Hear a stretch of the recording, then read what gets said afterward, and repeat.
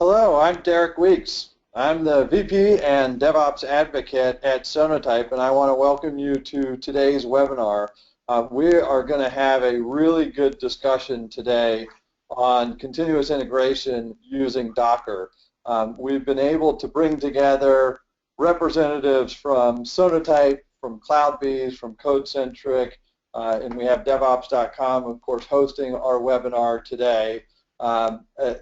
Within the group, we've had really good discussions. We hosted another session earlier this morning. I think you'll love the discussion that we have coming up.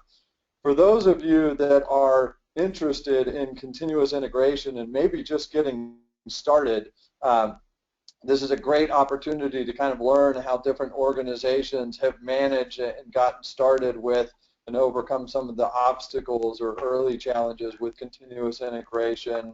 And for those of you that have already started, I think it'll provide a really good opportunity to learn different ways that you might go about improving continuous integration that you're already using within your environments. So for this discussion, I brought together Marcel, Curtis, and Brian to really guide you through their experiences with continuous integration and Docker and using those capabilities or practices, if you will, together. One of the reasons that I brought these guys into the discussion is they have firsthand experience deploying, running, and managing continuous integration, continuous delivery, and DevOps practices. So they've been on the ground, they've been exactly where all of you are in wanting to run and manage these environments or architect these environments within your own organization. So I think it's important that we have a panel that brings that firsthand experience from the trenches. So before we get started, I wanted to also make sure that everyone knows we do have a chat window that is available and also a question and answer window here. If you have any questions for any of the panelists as we're going through, I want to make sure that everyone has an opportunity to add those in there. Why don't we just start with quick introductions, leading with Marcel, then Curtis, and then Brian, and they'll give you a little background as to their experiences with continuous integration in Docker. Marcel?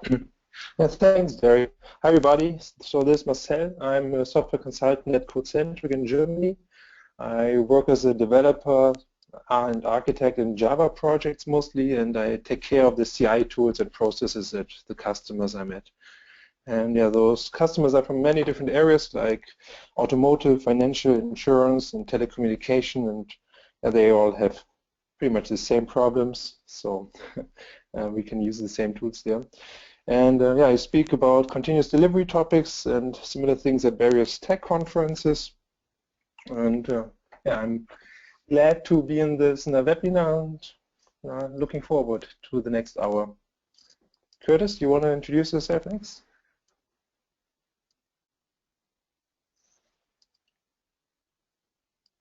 Hey, Curtis. Thanks, Marcel. So my name is Curtis Yanko. I'm a solution architect currently with Sonatype, but really what I bring to the table today is my previous 17, 18 years experience in what started out as SCM and sort of evolved with the industry through continuous integration and into continuous delivery and most recently DevOps. And I had a chance in my previous 2 gigs to roll out enterprise-wide solutions in Fortune 100 companies. So I have a fair amount of experience with the history of this domain and some practical experience in the realities of large-scale implementations. Excellent. Hey, Brian. Hello. Thanks for having me on today, Derek. So I'm Brian Dawson. I'm currently a DevOps evangelist and practitioner with CloudBees, where I help our customers as well as the community on the road to DevOps and the underpinnings of that, continuous integration and continuous delivery. I've spent about 22 plus years in the software domain. spanning from work in QA to development management to project management.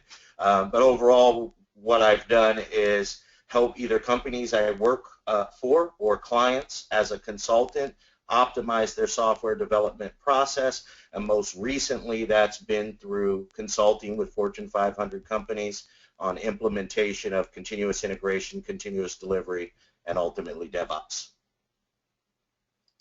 Excellent. Thanks, guys. So very important note, right at the beginning here, I wanted to make people aware of. We're going to go through some different topics today within the panel. We're going to talk about, first, how do you get started? And part of that is aligning the silos and thinking within your organization around continuous integration and DevOps and using some of these technologies or practices or processes, combination of those. We're also going to talk about what tools are people using and kind of what are the must-haves and what roles do those play across the continuous integration tool chain, not simply those represented by vendors that are on the call today. And then the other element is talking about how Docker is changing continuous integration as it comes to play and how we see people are using it, either containerizing their applications, containerizing build outputs, and so forth, the advantages and sometimes the challenges of doing that. Tomorrow we're going to have a special 1-hour broadcast as a Google Hangout. You'll see the link here on this slide as the bit.ly CI_Hangouts. I'll also show this at the end of the discussion today so that you have a link to it. But we want to make sure that you guys get in as many questions as possible during the webinar. Please list them out either in the webinar. You can even ask them on that Hangout page if you go to that URL.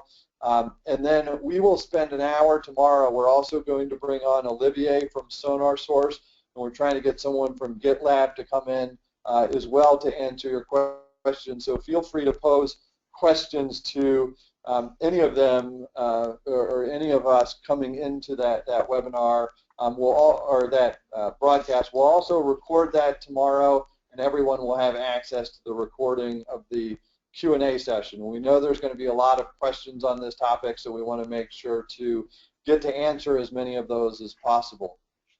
So to really kick off this discussion, a number of months ago I ran across this blog on continuous integration with Docker from Marcel, and he had put together this continuous integration tool chain using the different tools here, and this is actually an image from his blog. But I wanted him to kind of introduce, why did he introduce this topic in the blog and kind of what was his motivation, and to walk us through it a little before we get into the conversation. I'll also mention at the very end we do provide a link to the integration toolchain with the Docker containers for each of these applications in it, so that you guys can take what Marcel developed and use it very quickly within your own environments. But Marcel, why don't you tell us a little bit about the story that kicked this all off? Yeah, thanks, Derek. So the initial idea for using Docker came up when I wanted to try out new versions of some of the tools I'm using. So in all software projects I've been so far, I always took care of the CI and deployment processes. So I use Jenkins, Nexus, SonarCube quite often, and when I'm doing workshops at customers, I explain key concepts of CI and continuous delivery, and always have like a demo that I can show to explain to the customer what each tool does, what its purpose is, and how it's usually used. And yeah, we use a lot of open source tools in our project, internal project, and customers. It's Jenkins, Nexus, GitLab now. And for the demo and for the workshop, I simply started with the Docker CI tool project on GitHub. And at some point, I found a blog article by Martin Fowler that talked about best practices of continuous integration.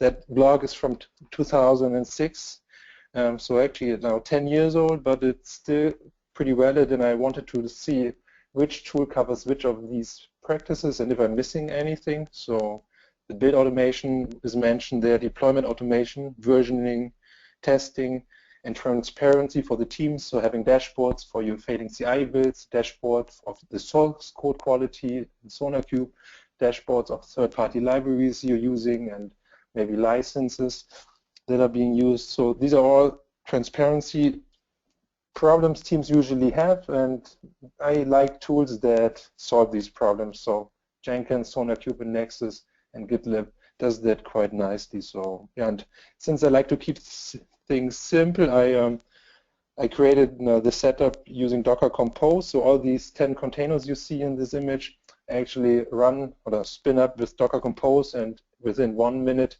after downloading all the images, these containers are up and running with some example jobs.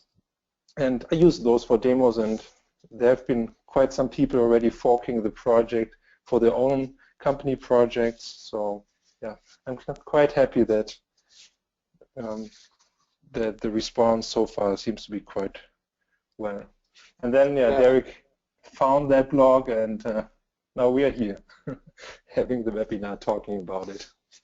Yeah, I think I saw on GitHub yesterday it had 61 forks on it already. So yeah, I know. Really, there's a good amount of interest in what you've done, and people want to build on that. So as we get into the conversation, I wanted to make sure that we had an opportunity to learn a little bit about the audience that we have here. So we have a survey question coming up. With the number of people that we have on the webinar, sometimes we see a little delay in that question coming up. So if you don't see it coming up immediately, it'll come up in a few seconds for you.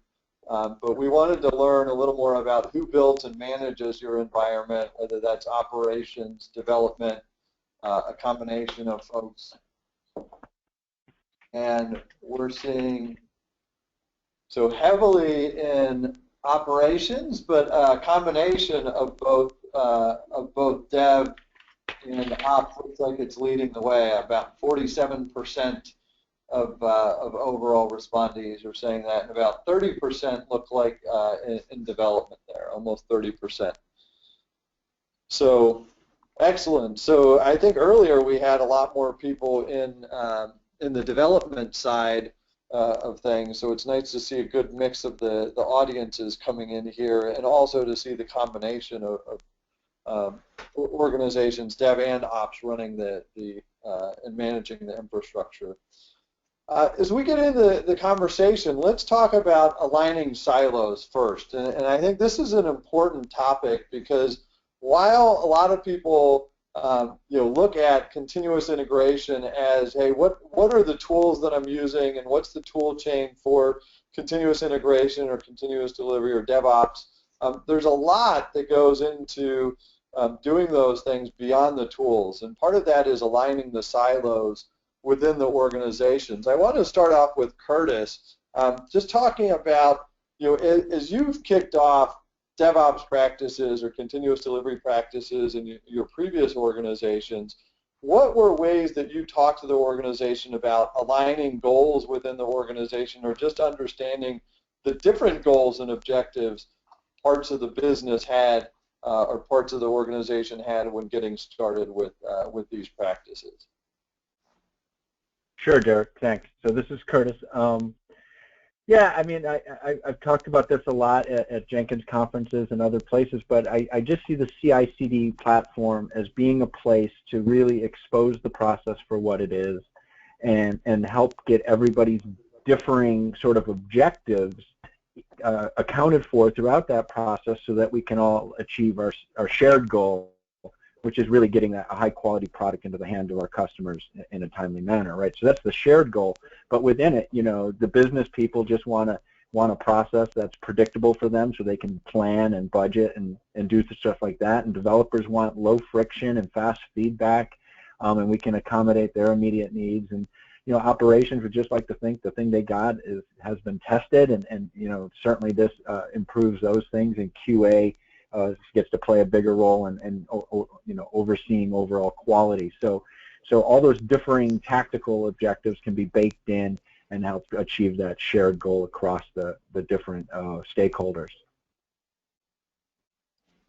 Excellent. And I know that we've talked before about metrics playing a heavy role in kind of aligning the silos and showing people, here's what we're doing, here's what we're producing, here's how fast things are moving, and the SLAs associated with some of that. So I know a lot of that's come into play in aligning the organizations too. Brian, what's your sense of, when you've worked with organizations, certainly there's a mind shift that has to go on from the old ways of doing things or the old practices to more of the new practices. When you're aiming toward continuous, a lot of people have it as a inspiration to get there, or an ambition to get there.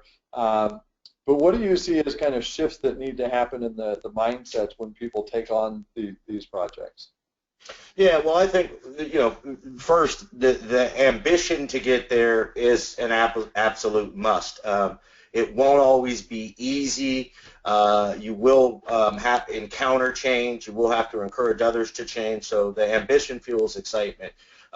However, there are some shifts to mindsets, especially from different stakeholders in the delivery pipeline. For instance, it's important to keep in mind that you have to embark on what I call the Trinity: change in people, process, and tools. You can't forget any of those. Another thing with continuous delivery is, as noted in your first question, Derek, you're spanning silos. You're crossing what are traditionally organizational and technical chasms on the planes of people, process, and tools, as I said. And what's important to do there is you shift your mindset is achieve and maintain a level of empathy. Ultimately, to get continuous delivery through what were traditionally silos, you have to focus on shared priorities, i.e. what you do in one stage of delivery impacts others. So you have to have empathy for the impact of what you do on others, and once you guys have that empathy, you can align on one objective. I also recommend that people shift to a pragmatic, not dogmatic approach. So oftentimes, as we hear about these emerging practices, and really they're becoming predominant practices of continuous integration, continuous delivery, and then ultimately DevOps, there are many people telling you how to do it. The key thing to keep in mind is, while there's certain tenets that are important to follow, you have to implement it in a way that is best fit and right size for your organizational needs, your technology needs, etc. And then let's keep in mind that implementing continuous delivery in a lot of ways is couched in automation of the entire life cycle. So you have to shift your mindset from one-off patches, heroes, and saving the day with manual operations, and focus your mindset on automating everything.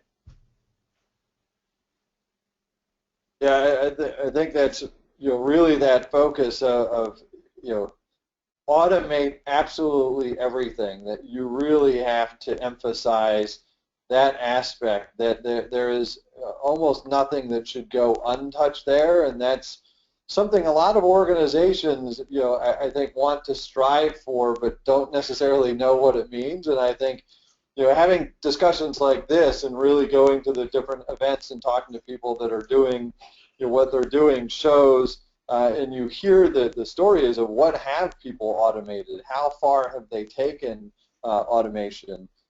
Marcel, what are some of your experiences in talking to your clients about what they're trying to automate, or how mind shifts and goals need to align to doing continuous integration? What are some of the things you encounter?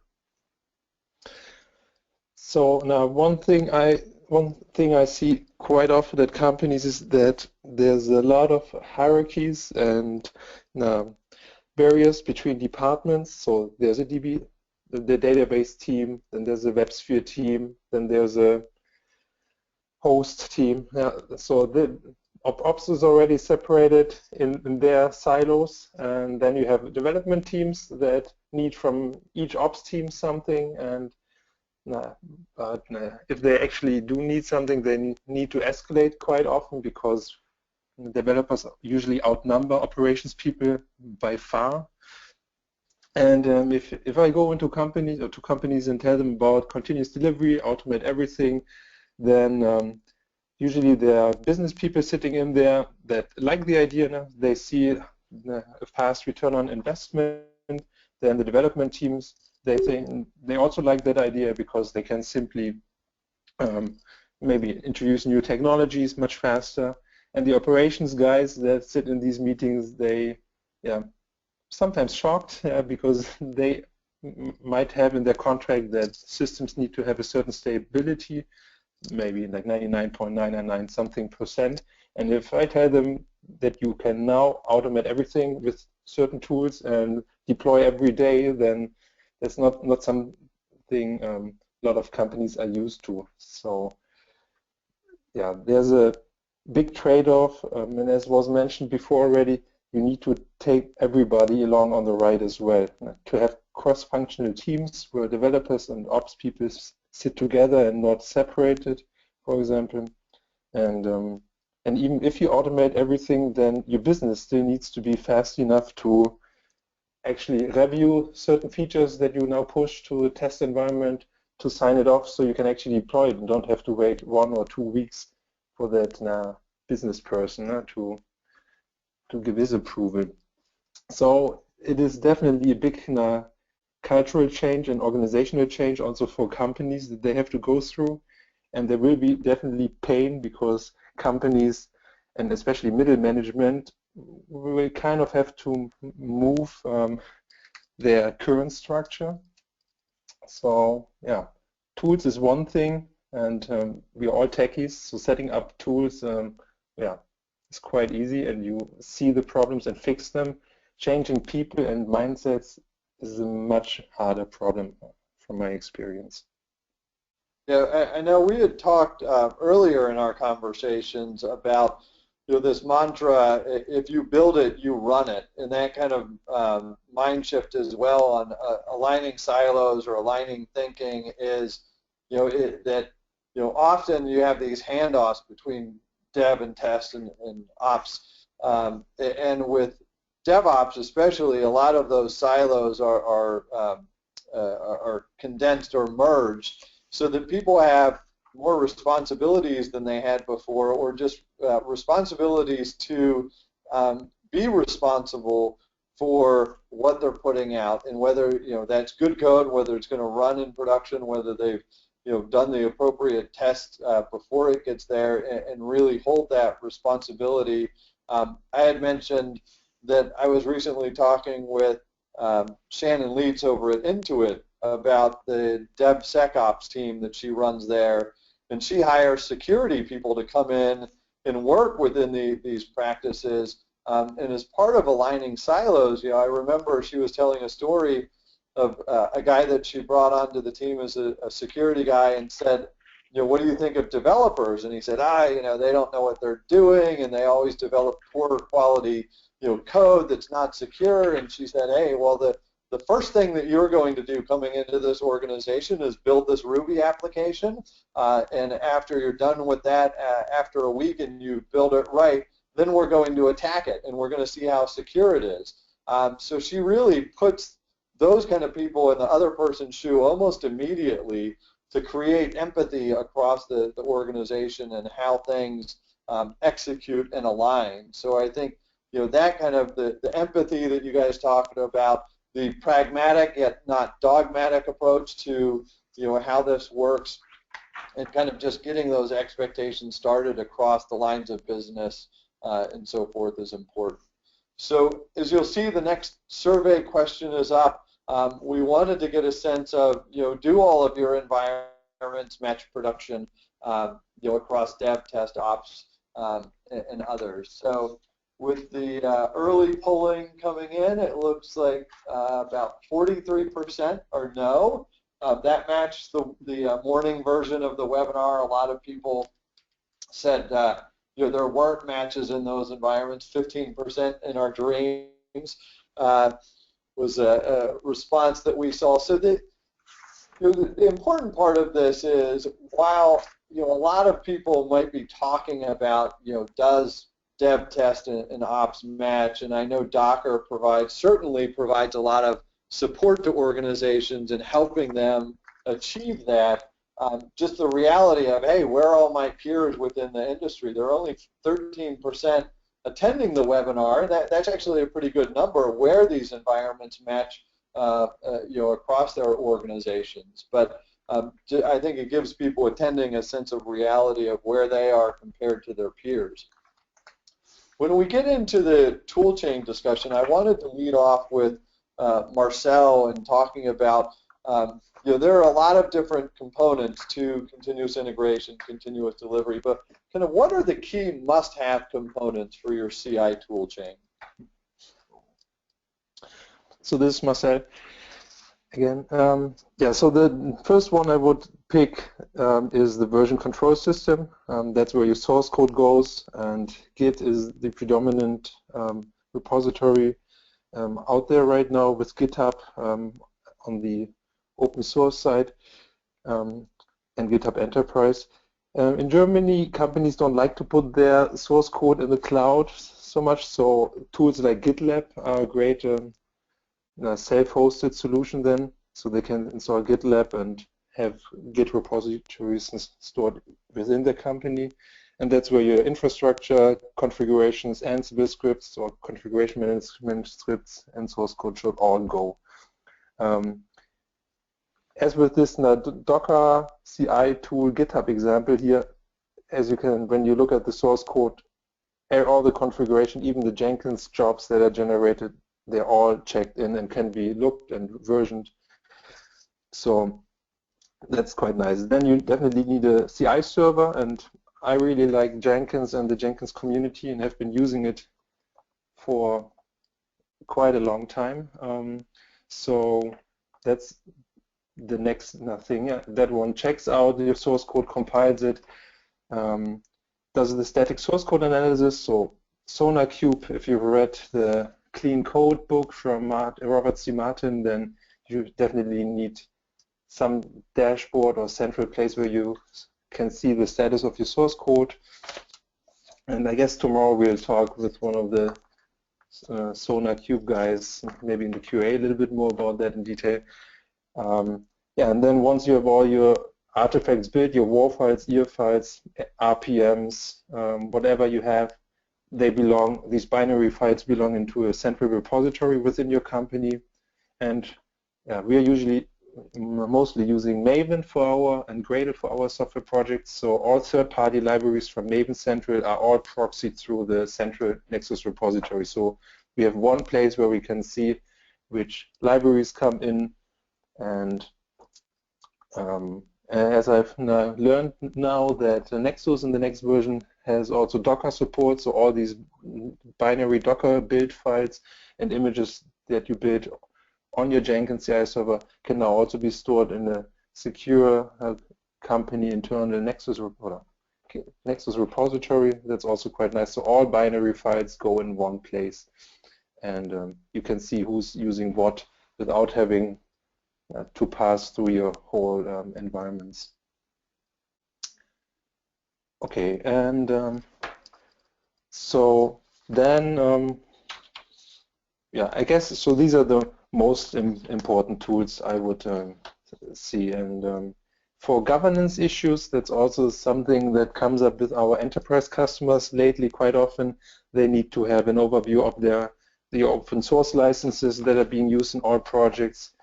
And that's actually where a central binary repository like Nexus also comes quite handy, because they have this health check feature where you can see all the licenses and security issues for libraries in one central place and in one dashboard. So yeah, if your company requires that, I think that's the perfect place to do that. So I'm just seeing here. Can everybody hear? Derek, can you hear me nicely? Yeah. Is the sound okay? Okay. Okay, I just saw some messages about the sound. Okay. Yeah. So yeah, I guess so these would be definitely the tools that I see most at customers and that I would use getting started for sure. And then obviously you need some kind of orchestration engine or deployment server. If customers have already something for automating their environments and bringing them back up, then it's usually quite easy to, they usually run shell scripts, bash scripts, and these kind of things. But if they don't have anything, I would like to start out with Jenkins as well, because it's already there. It has a really nice and intuitive UI. And it really doesn't matter if you run Ansible scripts or Maven jobs in Jenkins. It's yeah, there are no limits. So yeah. So that's my take. Yeah.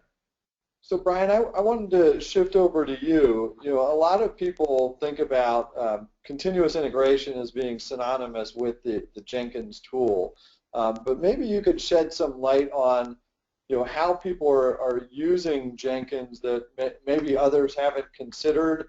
You know, use cases that you heard from your customer that are kind of unique, or just you know, why is the Jenkins component you know, essential as an orchestration engine? Well, so you know, I'll start noting that that there are, if you actually survey the field and survey customers, there's a zillion unique and entertaining, sometimes humorous use cases for applications of Jenkins, and part of that comes from the power of the fact that at its core, it's an automation engine with a web UI and rich integration that can be used to automate virtually anything. For instance, I've heard the story of, you know, not the most elevated usage, but of my former company that I worked at, Sony Computer Entertainment, the PlayStation company, where they had various IP cameras that they actually used for security, and the cameras would crash. So they set up a Jenkins job that would periodically go out, check the state of the IP cams, and then reset them.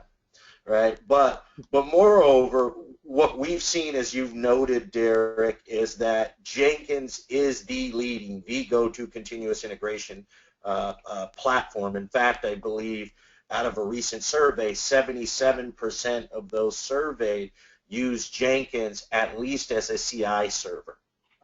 But what we've seen is we conducted a survey at our Jenkins user conference in 2015, and we found that 82% or more, depending on how you slice it, of those surveyed used Jenkins to actually orchestrate the activities that constitute continuous delivery, such as not only build or initial quality scans and validation, but acceptance testing, release, and deployment.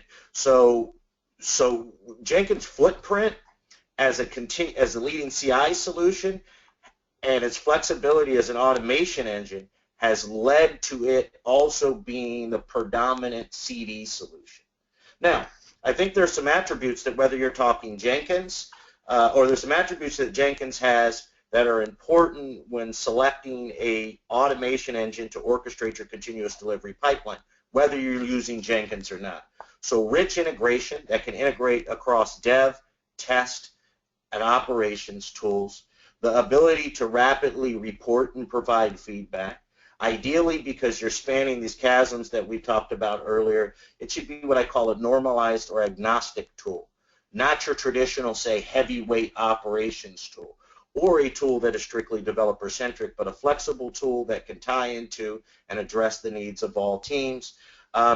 And then another important thing that ties back to Marcel's project in containerizing the CI and CD tooling is your solution should be able to scale.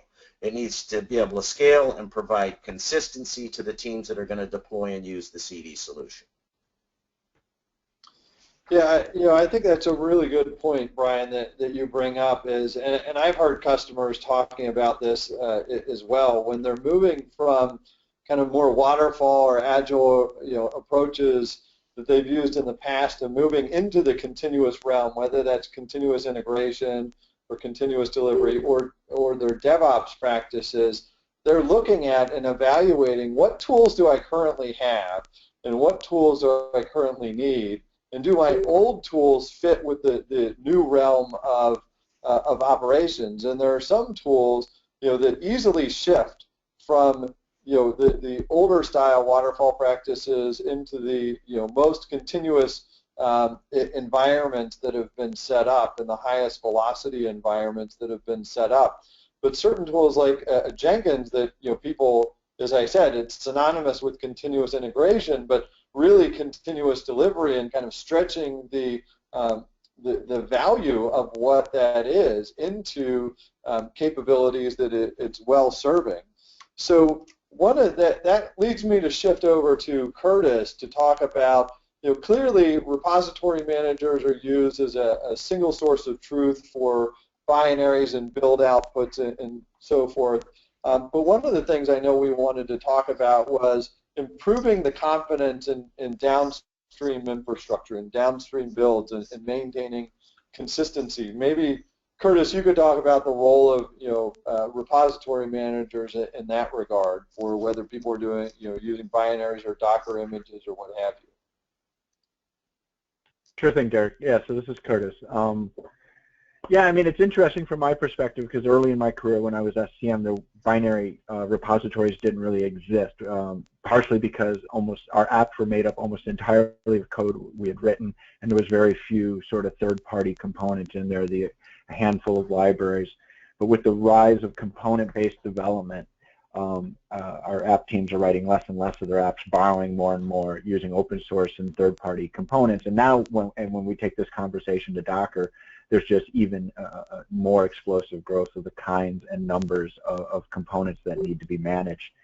So, so we just see, the binary repository taking on an increasingly important role to act as a sort of a central coordinator between all these processes, feeding the CI processes, and acting as a handoff into the delivery processes, and just sort of making sure that the thing we built isn't moving on us, isn't changing on us, as we continuously verify and validate it for quality purposes. We can move forward knowing that the thing we've tested is the thing we're going to deploy, and those kinds of concerns. And additionally, it just helps make all of these things shareable by teams that are distributed across the globe. Another phenomenon that's changed over the time of my career. Gone are the days where everyone you work with is sitting in the same room with you. They're now oftentimes on 2 or 3 different continents, spread out around the globe, and having a way to manage and share those is increasingly important as well. And then the last role, and I think Marcel touched on it, is we're starting to apply these concepts of making sure that the pieces that we're borrowing and putting into our components are high quality pieces, that making sure that they have, or certainly at the very least lack attributes that we know would be detrimental to our products in the case of known security vulnerabilities or license risks. So the role of this, the role of the binary repository is continuing to expand and becoming, it's increasingly important to succeed in continuous delivery and DevOps initiatives. Yeah, well, clearly we covered a lot of ground in that subject, from everything, as you just mentioned, from kind of the functional to non-functional, testing of things, the clean code book that Marcel mentioned, people not sitting in the same room, or just expanding the thought of what particular tools do. Or what's the mindset of a particular tool, or the impression of a particular tool, and how that can kind of expand over time as the organization evolves. As we get it, before we get into the next section, I just want to remind people, please do use the question and answer, the question box to list out your questions. We are going to get on the Google Hangout tomorrow to make sure that we answer all the questions.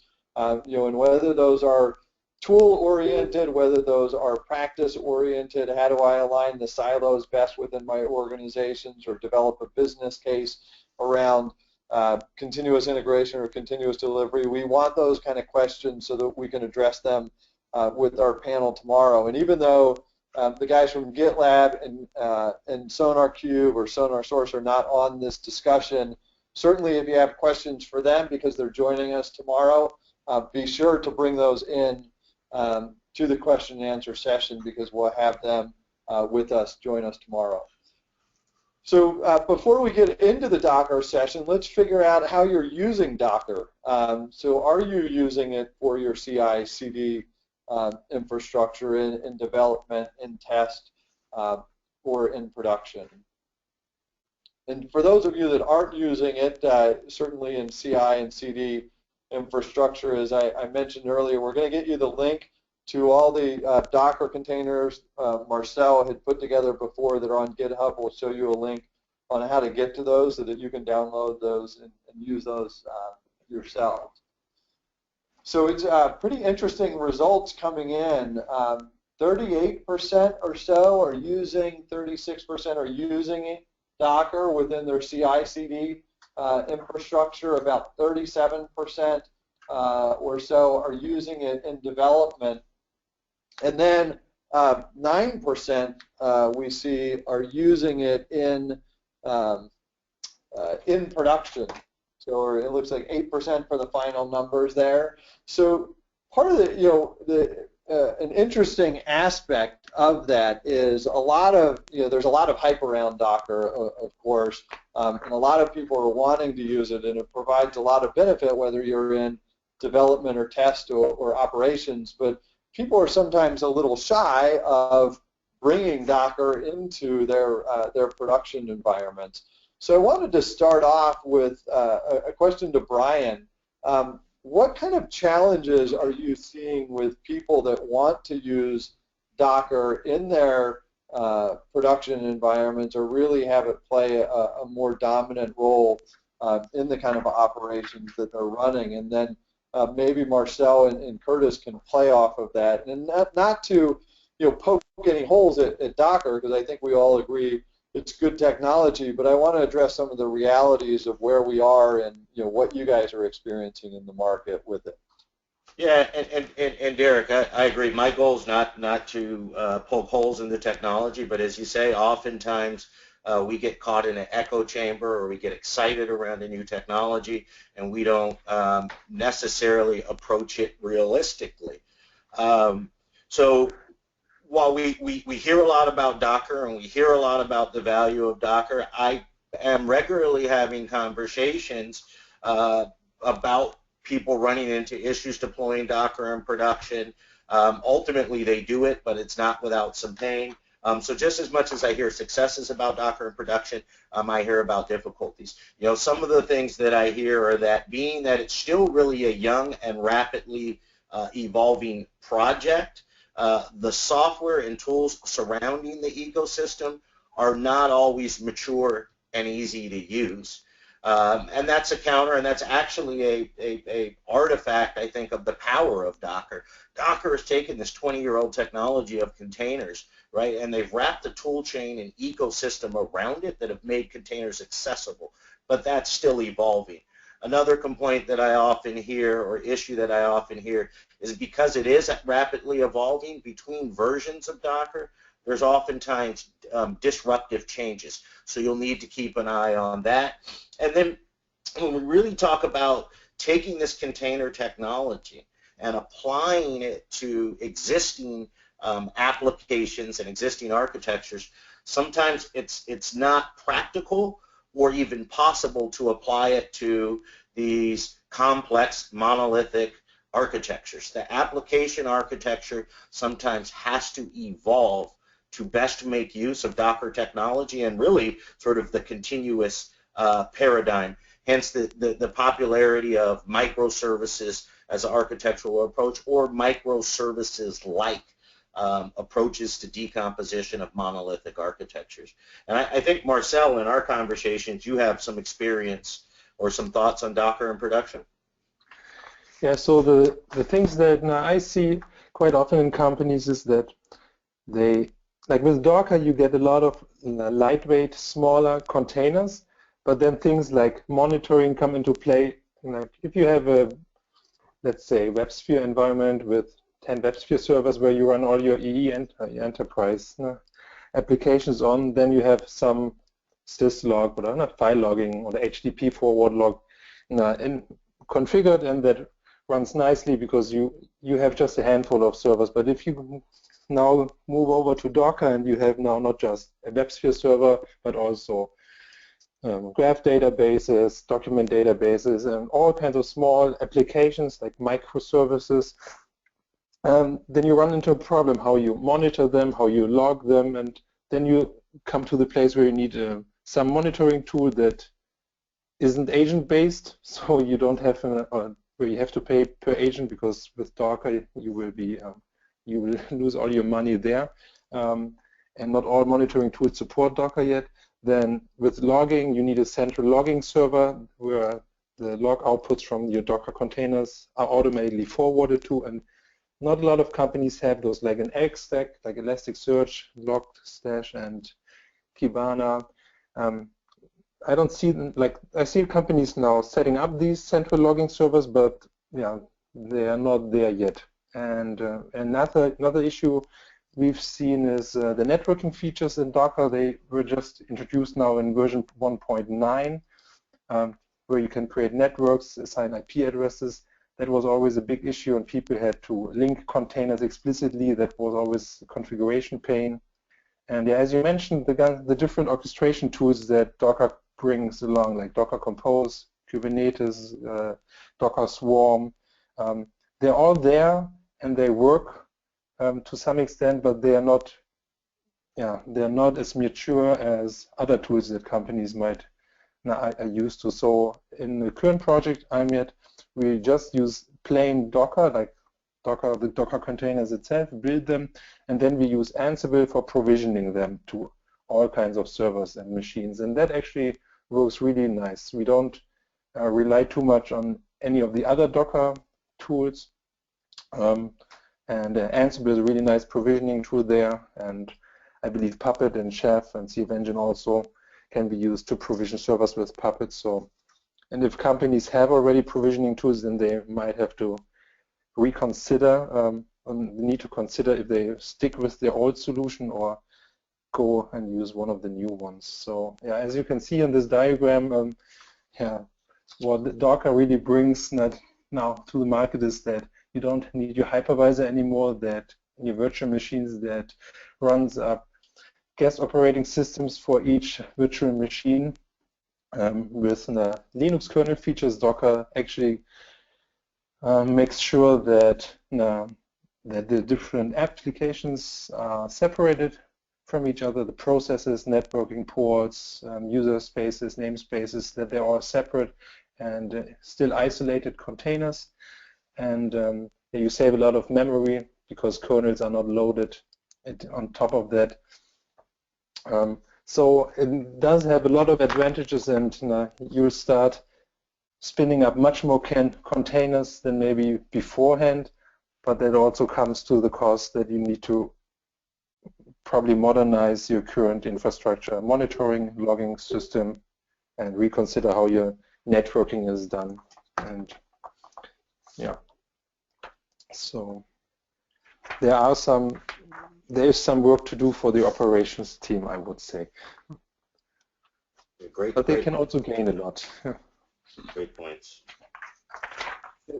Hey, Curtis, I wanted to shift over to you and talk a little bit. There are a number of topics, and I was just looking through the questions and answers as well, so I'm going to hit you with some different concepts. One is, how does Docker change the speed of things?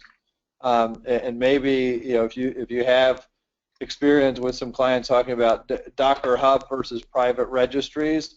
And the other thing that might come into play here, if not we can address it or one of the other guys can address it, is how does compliance or consistency or governance come into play with Docker too. So I think speed is the primary thing maybe to focus on first. Yeah, well, Docker certainly is one of these quantum changes in speed. Marcel touched upon the lightweightness and the fact that they don't have to spin up a whole kernel, which is chiefly behind why they can be so fast and used. But it's not even just that speed. I mean, it's also, through your SDLC, you no longer have resource contentions where if you only have one QA environment, you can only sort of put one release in there at a time and start a testing cycle. And as you move towards continuous, you can be doing those things in parallel and stuff because you can just spin them up as needed. So it's a dramatic change, not only in the ability to get an environment up quickly, but how it affects the whole life cycle. Now, in terms of like Docker Hub and private registries and stuff, I think it's becoming clear that private registries are a must because publicly available Docker images probably aren't going to suit your needs. You at the very least are going to try and be bringing in some layers for your username space and config that are unique to your environment and stuff. So as you decompose these, there's several layers that are going to be unique to your organization. You're going to need a place to manage them, and a private registry is the way to go about that, to blend again the borrowed pieces with the pieces that you're crafting yourself. So we see that idiom sort of repeating itself, but now in the container context. Was there something in there I didn't touch on? Yeah, I think we were going to touch on compliance aspects too. Well, so that's a great question, because the compliance aspect, it gets interesting in that I feel in some ways it actually is going to help simplify it in the long term, because we don't have to worry about environment drift, right? Those things start to go away. We literally have a container where we can inspect the contents of everything. We understand the underlying operating system, and the union file system means that the amount of stuff in our container is actually fairly minimal and concise. So I think it's going to actually really help with the compliance, because you're going to have much better visibility into sort of what's what, as it were, and where those things are at. Whereas trying to track that, are all of my different environments on the same patch level of a given piece of middleware, and then wash, rinse, repeat that at the app and the OS layer and other things. It was more complex in the legacy situation. I think this is going to drive the compliance issue to be more manageable over the long run.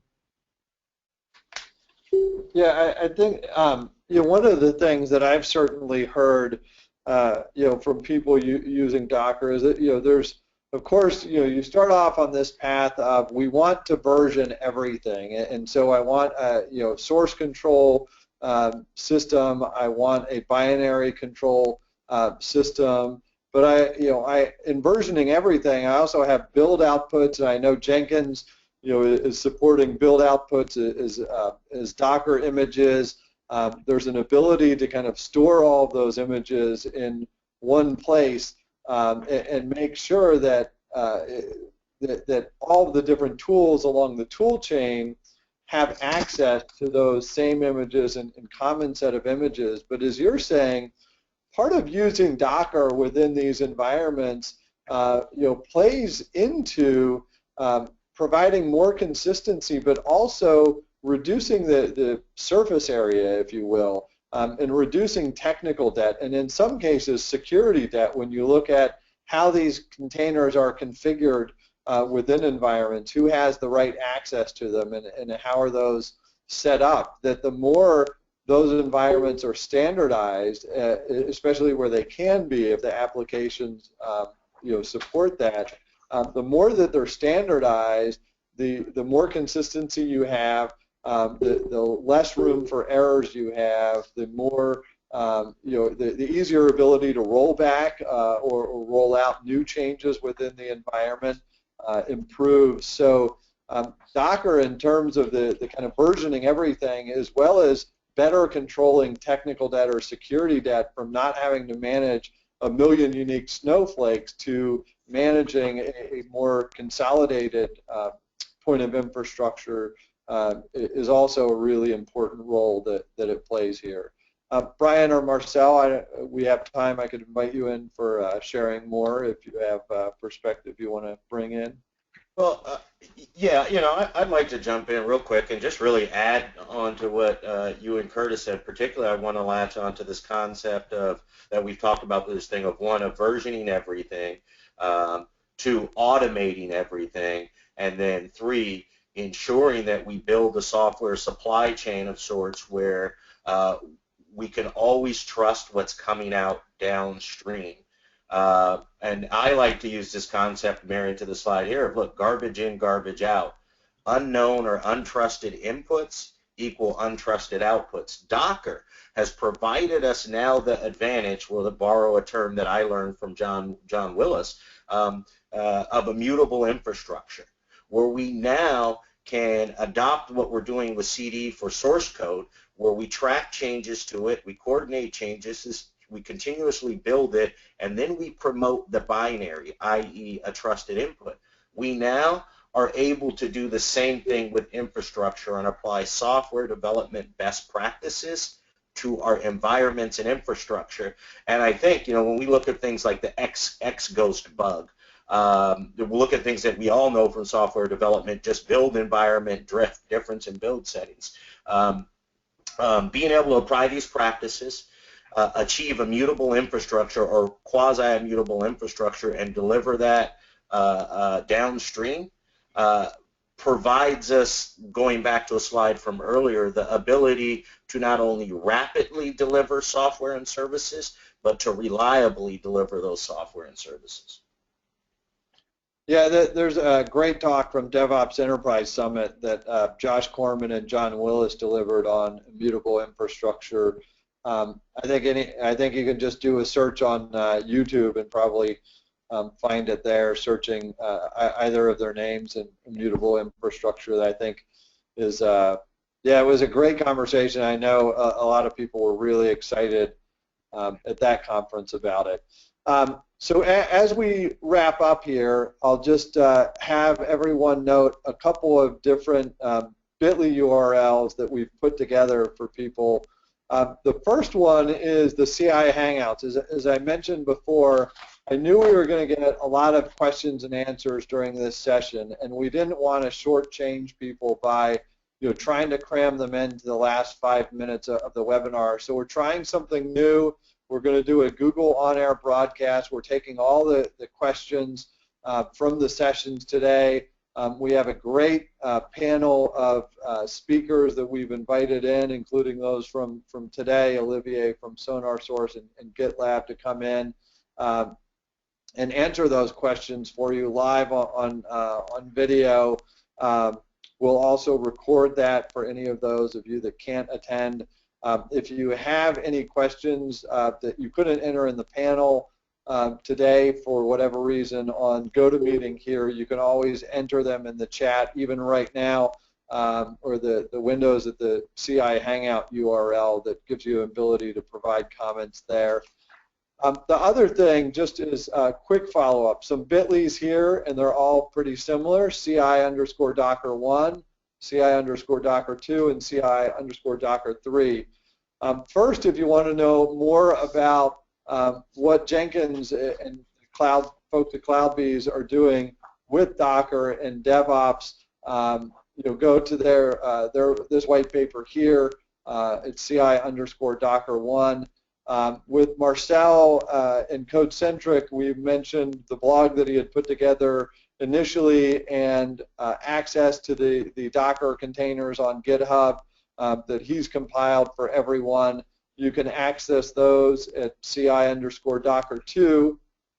And then if you are looking for the latest version of Nexus that supports Docker as a private Docker registry, as well as provide support for other things like NPM and NuGet components, Ruby gems, soon PyPy and Bower components.